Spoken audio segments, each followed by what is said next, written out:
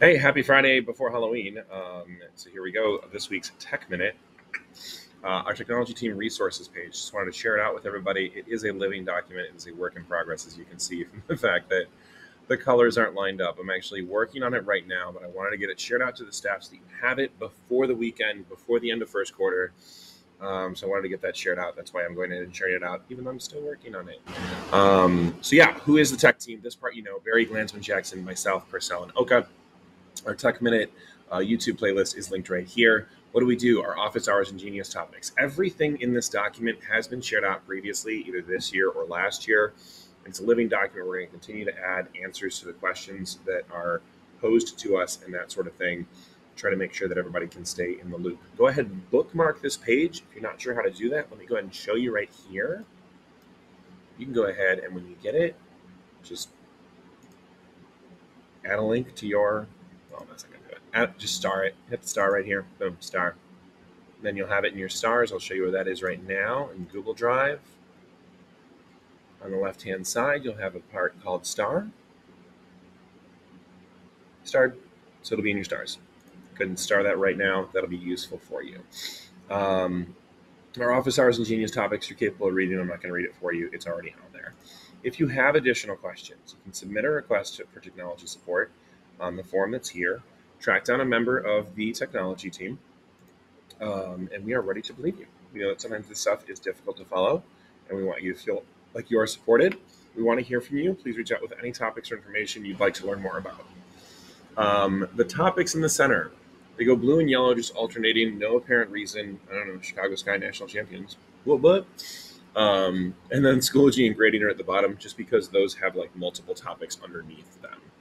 So Achieve 3000, it says coming soon. There's going to be information in there by the time you're reading this. Classroom science, a couple of resources we've shared out previously, possibly more to come, like what the hours are for the tech office. Digital accommodations, slide deck from last year. Peruse, use, abuse at your leisure. District absence management, great cheat sheet written by Mr. Barry. If you're out for a day, use this. Log in with the easy district login. You do not want to be laying in bed feeling like, oh my God, I'm dying. Like Cameron and Ferris Bueller, or your kids feel that way and you can't figure out how to put in an absence. Just a quick reminder, though, please also email and or text your supervisors and Ms. Nunez. I know it shows up on absence management. It just doesn't hurt to go ahead and share that out. And a pro tip, send your lesson plans to your co-teachers and or a buddy teacher. GoGuardian, just a slide deck kind of covering what GoGuardian is, getting the basics of it, and what some of the extensions look like. Google Level 1 certification, a lot of questions coming up about that. We did some courses on it last year, so it is a folder of all the supports broken down by topic. Peruse, use, abuse. Make sure that it makes sense to you. If you have questions, reach out to any of us on the tech team. Home contact. This is a template Google form you can feel free to use. It'll force a copy and you can make your own. And then just here's the directions on how to make a home contact. iReady, how to run reports. It's a blog with no sound on purpose. Kahoot and Quiz there's a Google slide for that. Nearpod, we got coming soon. There's a survey sent out by Mr. Purcell, and he's working on details for that. NitroType, added that in. We talked about it at the tech team. We noticed that some of our students need a little more skills on the keyboard. So if you are willing, try to take 15 minutes per week in your core, put them on a NitroType. They can log in with Clever. It is gamified keyboarding practice. Trust me, they will love it. I have done it with them before. Promethean Port, got a slide deck crash course by Ms. Dotto. We got a vlog crash course by Mr. Purcell. Just an example of what dual screen looks like here in the middle. Quiz was above. Kahoot and Quiz Smart Pass, questions and answers, and we do fill those things in. How to send a pass, how to accept a pass, directions on how to put an approval pin for yourself to make it easier. So when you're walking around the room, you can just key it into the student computer. YouTube and Screencastify. If you run into questions on this, please track one of us down. Other resources outside of the tech team. Mr. Offner is a great video resource guy, so you can go ahead and track that down as well. Grading. I know it's a headache, and the quarter's ending today if you're watching this the day that I'm recording it.